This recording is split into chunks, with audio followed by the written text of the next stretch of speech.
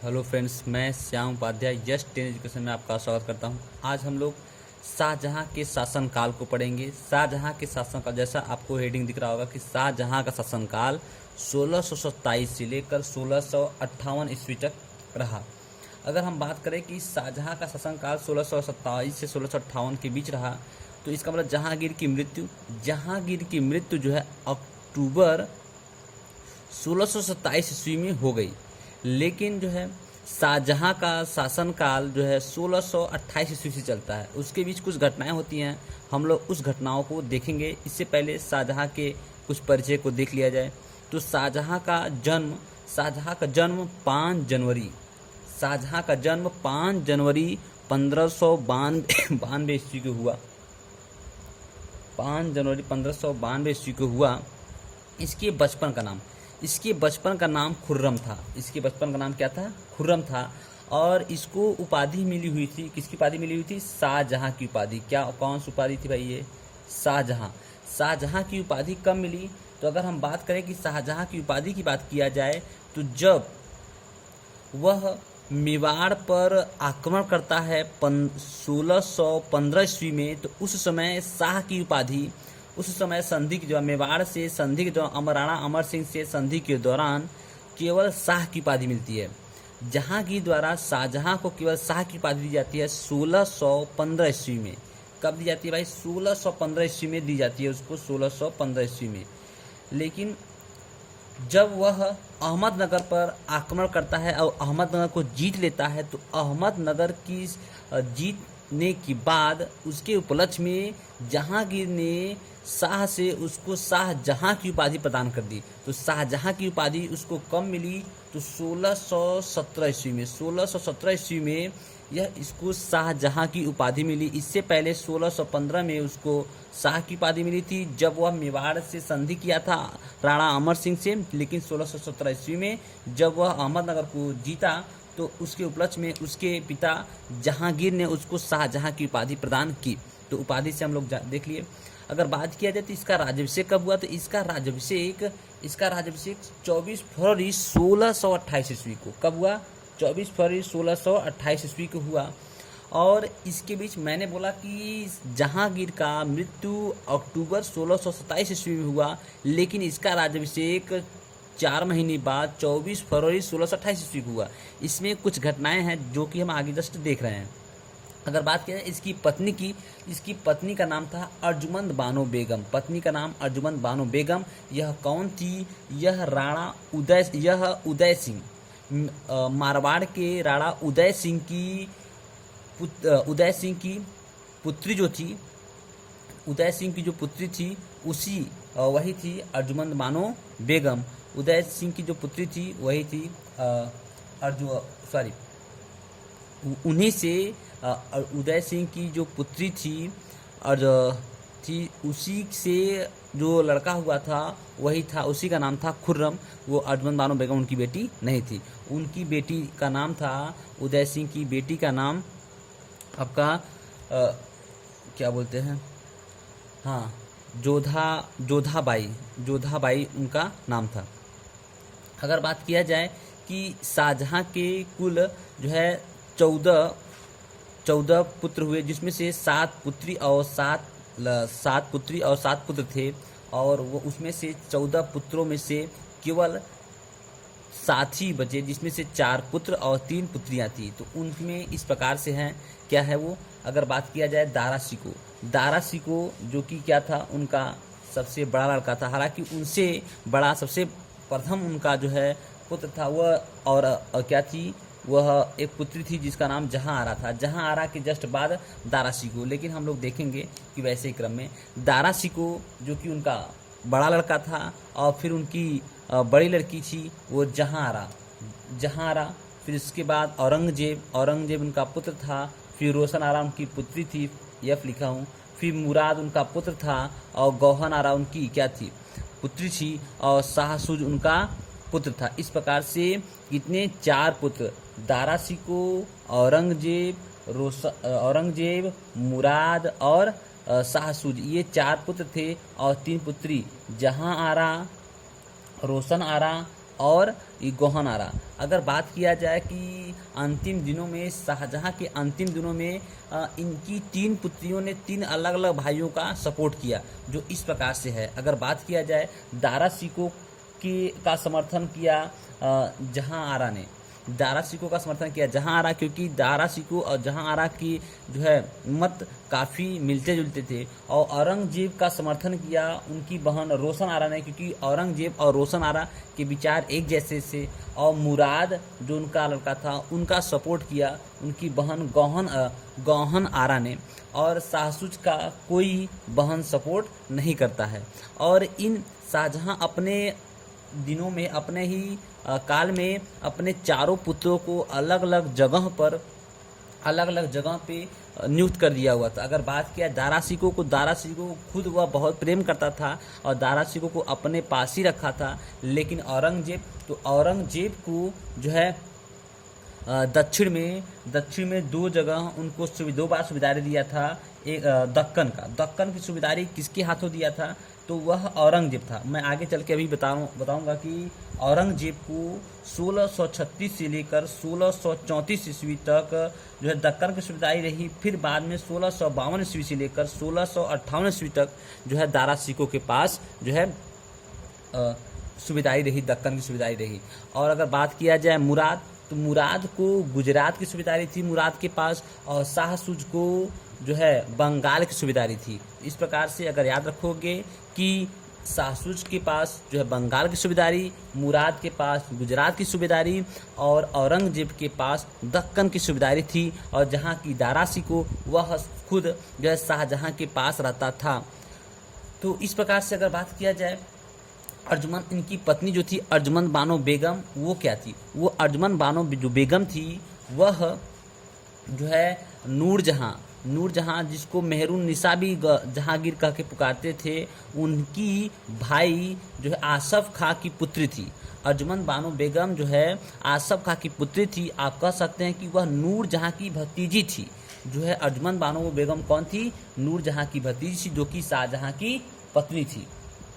अगर बात किया जाए कि इसके काल में सबसे पहले अगर विद्रोह की बात किया जाए, सबसे पहले विद्रोह कौन किया है, तो इसका अपना ही पुत्र सबसे पहले शाहजहां ने 1623 ईस्वी में विद्रोह कर दिया था। 1623 ईस्वी में जब जहांगीर का काल चल रहा था, उसी समय इसको यह भय था कि कहीं न कहीं यह जो है मेरे अन्य भाइयों को यह राजगद्दी न दे दे, क्योंकि नूरजहां जो थी नूरजहां अपनी पुत्री जो थी उसका विवाह शहरयार से करवाया हुआ था। इसी के भय से जो है शाहजहां अर्थात खुर्रम ने 1623 ईस्वी में विद्रोह किया। हालांकि बाद में चलकर वह जहांगीर से माफ़ी मांगता है और जहांगीर क्या करता है, उसको माफ़ कर देता है और अपने अंतिम दिनों में वह अपना जो है उत्तराधिकारी शाहजहां को ही बना देता है अपनी मृत्यु के बाद। लेकिन उससे पहले कि मैं आपको बताने जा रहा हूँ कि जब जहांगीर की मृत्यु अक्टूबर 1627 ईस्वी में हुआ, तो उस समय शाहजहां आगरा से कुछ दूर था। जैसे ही जहांगीर की मृत्यु होती है, तो दरबारियों ने खुसरो, जो कि उसका बड़ा लड़का था, जिसकी हत्या 1621 ईस्वी में खुद शाहजहां ने ही करवाया था। 1621 ईस्वी में आपको इससे पहले वीडियो बता चुका हूँ। उसी का बड़ा लड़का था दाबर बख्श, उसको राजा घोषित कर देते हैं। तो अगर बात किया, दरबारियों ने शाहजहां को राजा न घोषित करके खुसरो के बड़े लड़के जो कि जिसको अंधा करवा दिया था जहांगीर और जेल में कैद करवा दिया था, बाद में 1621 ईस्वी में शाहजहां ने कहीं न कहीं उसको गद्दी न मिल जाए, इसके भय से शाहजहां ने इसकी हत्या करवा दिया था। इसी के बड़े लड़के दाबर बख्श को लोगों ने गद्दी पे बैठा दिया। अब होता क्या है, शहरयार उस समय जो है लाहौर में था और शहरयार जो है लाहौर में ही अपने आप को राजा घोषित कर बैठता है। तो अब शाहजहां के लिए यह गद्दी पर बैठना मुश्किल हो गया।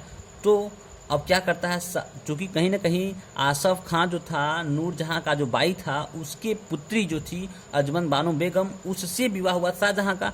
तो वह चाहता था, आसफ खां चाहता था कि जो है गद्दी पर अगला राजा जो है मेरा दामाद शाहजहां गद्दी पर बैठे, लेकिन ऐसा नहीं हो पाया। तो होता क्या है कि यह कहता है कि शाहजहां के कहने पर आसफ खान ने मुगलों के 5 अन्य सदस्य शहरयार दाबर बख्श सहित 5 सदस्यों की हत्या कर देता है और शाहजहां के रास्ते में जितने भी लोग राजगद्दी पे बैठने के लिए जितने लोग भी बाधा डालते हैं उन सभी की हत्या करता है। शाहजहां के कहने पर आसफ खान ने उन सभी मुगलों की हत्या कर दिया, जिससे शाहजहां का राज्याभिषेक का रास्ता साफ हो गया और शाहजहां अपना राज्याभिषेक जो है आगरा में जो है 24 फरवरी 1628 ईस्वी को करवाता है। तो कभी अगर आपसे पूछे कि शाहजहां और जहांगीर के बीच अल्पकाल के लिए कौन सा मुगल राजा बना था, तो आपको याद रखना होगा कि कौन सा बना था अल्प 4 महीनों के लिए, दाबर बख्श। ये कौन था? ये खुसरो का लड़का था। तो इस प्रकार से इनकी यह घटनाएं चलती है। आगे चल के क्या होता है कि जब विद्रोह का अगर काल देखा जाए, विद्रोह का काल, तो शाहजहां के बैठते ही उसके प्रारंभिक दिनों में उसको कुछ विद्रोहों का सामना करना पड़ा। जो विद्रोह इस प्रकार है। अगर बात किया जाए कि प्रथम विद्रोह बुंदेलखंड का विद्रोह था, उसके समय में प्रथम विद्रोह कौन था? बुंदेलखंड का विद्रोह था। यह कब से कब तक चला? 1628 से लेकर 1635 ईस्वी तक यह विद्रोह चला। 1628 से लेकर 1635 ईस्वी तक यह विद्रोह चला। और इस विद्रोह को करने वाला कौन था? वीर सिंह बुंदेला, जो कि जहांगीर के कहने पर अब्दुल फजल की हत्या कर दिया था, जो कि अकबर ने उसको जहांगीर को मनाने के लिए भेजा था। लेकिन जहांगीर के कहने पर वीर सिंह बुंदेला ने जो है अब्दुल फजल की हत्या कर देता है। उसी का लड़का था जुझार सिंह बुंदेला। हालांकि जुझार सिंह बुंदेला का और शाहजहां से कोई जो है अच्छा संबंध नहीं था, इसलिए यह अपने आप को स्वतंत्र राजा घोषित कर लेता है और यह विद्रोह करने लगता है। इसी के कारण जो है शाहजहां ने इसके विद्रोह को 1628 से 1635 के बीच जुझार सिंह बुंदेला के विद्रोह को दबाता है। तो प्रथम विद्रोह अगर बात किया जाए तो कौन किया था? वीर सिंह बुंदेला का पुत्र जुझार सिंह बुंदेला। कौन था? जुझार सिंह बुंदेला था। इन्होंने पहला विद्रोह किया और इस विद्रोह को भी 1628 से 1635 के बीच शाहजहां ने जो है दबा दिया। अगर बात किया जाए इसके आगे अगला विद्रोह कौन किया? अगला विद्रोह की अगर बात किया जाए तो अगला विद्रोह करने वाला खान जहां लोदी था। खान जहां लोदी जो कि अफगान सरदार था, वह भी विद्रोह करता है।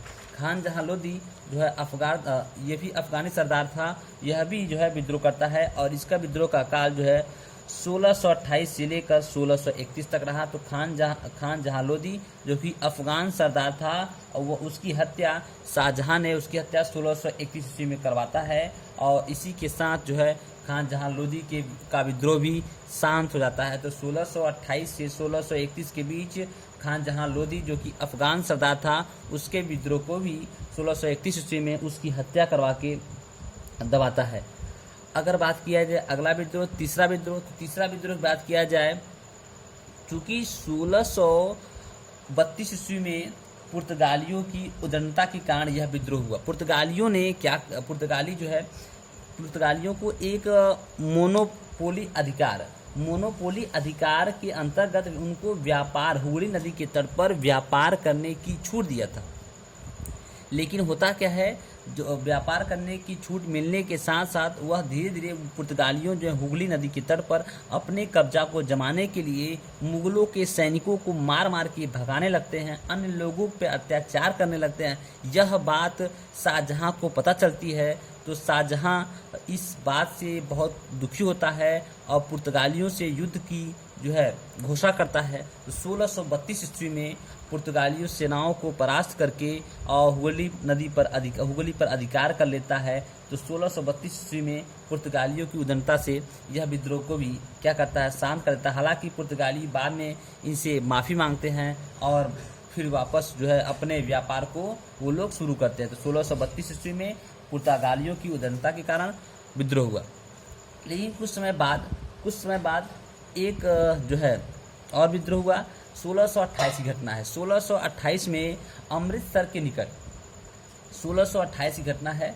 1628 ईस्वी में अमृतसर के निकट जो है एक शाहजहां का प्रिय बाज जो है उड़कर हरगोविंद के खेमे में चला गया। 1628 ईस्वी में शाहजहां का एक प्रिय बाज उड़कर जो है कहाँ चला गया, हरगोविंद सिंह के खेमे में चला जाता है। और हरगोविंद सिंह सिखों के गुरु थे और उन्होंने इस जो है बाज को देने से इनकार कर देता है और शाहजहां को इस बात से शाहजहां क्रोधित होता है और जो सिखों और मुगलों के बीच और फिर भिड़ंत शुरू हो जाता है और फिर यह एक प्रकार से विद्रोह का कारण बनता है। लेकिन साथ ही एक बार और घटना होती है कि डाकुओं ने मुगलों के दो प्रिय घोड़े को चुराकर लेकर गए और वह जो है गुरु हरगोविंद के को जो है दान कर देते हैं। और यह भी बात पता चलती है किसको, शाहजहां को। तो एक बार यह भी कारण होता है उनके विद्रोह का। इस प्रकार से कई विद्रोह सिखों और मुगलों के बीच होते रहते हैं और यह विद्रोह आगे तक चलता रहता है। तो उनकी कुछ यह विद्रोह था। अगर हम आगे बात किया जाए साम्राज्य विस्तार की, तो साम्राज्य विस्तार की अगर बात किया जाए कि शाहजहां ने कहाँ साम्राज्य विस्तार किया, तो सबसे पहले अगर साम्राज्य विस्तार की हम बात करेंगे तो 1633 ईस्वी में होता क्या है कि अपने साम्राज्य विस्तार के लिए क्या करता है, अहमदनगर को जीतने का प्रयास करता है। तो प्रारंभ में अहमदनगर पर चूंकि अगर बात किया जाए कि जहांगीर के समय में अहमदनगर को जीता गया था, लेकिन अहमदनगर पूर्ण रूप से जो है मुगलों के अधीन नहीं हुआ था। तो अगर पूछा जाए एग्जाम में कि अहमदनगर पूर्ण रूप से मुगलों के अधीन किसके शासनकाल में हुआ, मुगलों के अधीन शाहजहां के शासनकाल में 1633 ईस्वी में होता है। तो हुआ क्या, तो अहमदनगर प्रारंभ दिनों में क्या हुआ कि अहमदनगर को जीतने की योजना बनाता है, लेकिन अहमदनगर का जो अल्पवयस्क शासक था वह हुसैन शाह था। वह इनसे संधि करने के लिए जो है मना करता है। लेकिन जब मुगलों की सेना आगे बढ़ती है तो मुगलों की अत्यधिक बड़ी सेना को देखकर जो है हुसैन शाह भयभीत हो जाता है और क्या नाम था, हुसैन शाह 1633 ईस्वी में। तो हुसैन शाह 1633 ईस्वी में और इनसे संधि करने के लिए विवश हो जाता है और पूरी तरीके से अहमदनगर को जीतता है। कौन, शाहजहां अहमदनगर को जीत लेता है और हुसैन शाह को पकड़ के ग्वालियर के किले में कैद कर देता है। इनको ग्वालियर के किले में कैद कर देता है, किसको, हुसैन शाह को।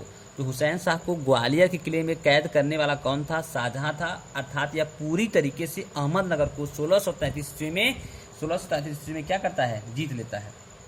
लेकिन आगे चल के और अहमदनगर के बगल उपस्थित गोलकुंडा पर जो है अल्पवयस्क शासक कुतुब शाह, कौन सा राजा था वहाँ पे, कुतुब शाह था, उस पर भी जो है आक्रमण करता है। लेकिन जो है वह इस मुगलों की इतनी बड़ी सेना देखकर भयभीत हो जाता है और भयभीत होकर वह भी संधि का प्रस्ताव भेजता है। और 1636 ईस्वी में कुतुब शाह जो है गोलकुंडा का शासक कुतुब शाह जो था वह भी मुगलों से संधि कर लेता है। तो अगर बात किया 1633 में जो है कौन, हुसैन शाह को पकड़ के ग्वालियर के किले में कैद कर दिया गया और अहमदनगर को पूरी तरीके से मुगलों में मिला लिया गया। और 1636 ईस्वी में कुतुब शाह जो गोलकुंडा का शासक था वो भी संधि कर लेता है। और साथ ही साथ उसके आगे बढ़ते हैं, गोलकुंडा का जो है वजीर, जब गोलकुंडा का अल्पवयस्क शासक कुतुब शाह 1636 में संधि कर लेता है तो उनका जो वजीर था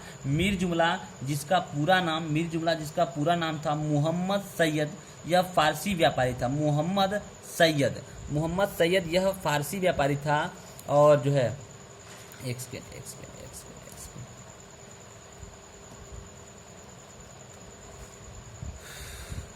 मोहम्मद सैयद यह फारसी व्यापारी था। यही जो है क्या करता है, शाहजहां को कोहिनूर का हीरा प्रदान करता है। शाहजहां को कोहिनूर हीरा कौन दिया था, तो गोलकुंडा का वजीर मीर जुमला, जिसका पूरा नाम मोहम्मद सैयद, यह एक फारसी व्यापारी था जिसको 1739 ईस्वी में नादिर शाह जो है आक्रमण करके जो है इस कोहिनूर हीरा और साथ ही साथ शाहजहां द्वारा बनाए गए जो है तख्त ताउस जिसमें कोहिनूर हीरा जड़ा था, उन सबको 1739 ईस्वी में जो है उठा ले जाता है। ये 1739 की घटना जो आगे आएगा। अभी हम लोग जो है कोहिनूर हीरा के जो है बात कर लिए। कोहिनूर हीरा को कौन दिया था? तो गोलकुंडा का वजीर मीर जुमला। कोहिनूर हीरा किसको दिया? शाहजहां को। 1636 में एक जो है संधि और होता है। 1636 में बीजापुर की संधि। बीजापुर की संधि में क्या हुआ था? यहाँ का सुल्तान था सुल्तान आदिल शाह।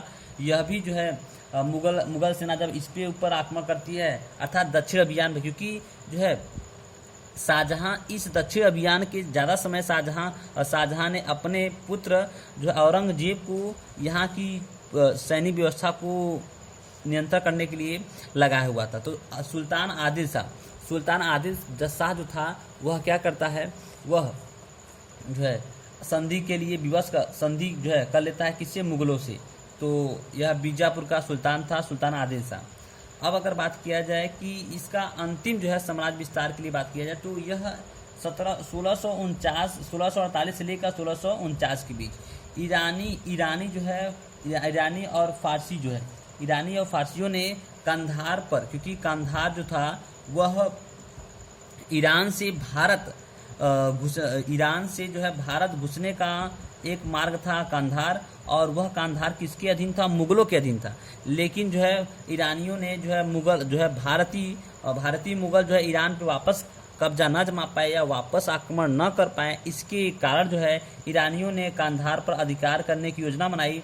और जो है मुगल अर्थात शाहजहां यह चाहता था कि जो है इसी रास्ते से हम ईरानियों पर आक्रमण कर सकते हैं या ईरानी हमारे ऊपर आक्रमण न कर सके, इसलिए वह कंधार पर भी अपना अधिकार जमाना चाहता था। लेकिन होता क्या है? अंततः जो है औरंगजेब अपने और जो है शाहजहां अपने पुत्र औरंगजेब और दारा सिंह को दोनों को लगा देता है कंधार विजय पर, लेकिन कंधार को वह अब पूरी तरीके से खो देता है और ईरानियों और फारसियों के नियंत्रण में कंधार हमेशा के लिए चला जाता है। और मुगलों से, जो कि अकबर के समय में कंधार को जीता गया था, और शाहजहां के समय में जो है पूरी तरीके से खो दिया जाता है और कभी भी वापस नहीं आता। तो कंधार को खोने वाला कौन था? मुगल शाहजहां था।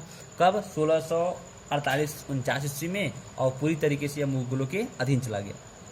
अगर थोड़ा सा बात किया जाए कि औरंगजेब, तो औरंगजेब मैं बताया था जस्ट आगे भी कि 1634 से 1644 ईस्वी तक औरंगजेब, और 1652 से 1658 ईस्वी तक औरंगजेब जो दक्कन की सूबेदारी औरंगजेब के पास ही था। तो इसके बाद जस्ट आगे हम, और अभी शाहजहां का पूरा जो है काल समाप्त नहीं हुआ है, तो शाहजहां के अन्य काल को हम लोग जस्ट अगले आने वाले वीडियो में जस्ट 10 मिनट का वीडियो रहेगा उसमें देखेंगे। तो आज इतना ही। अगर अच्छा लग रहा हो तो इस पर कमेंट करते रहिए और खुश होकर हम और अच्छा वीडियो बनाते रहेंगे।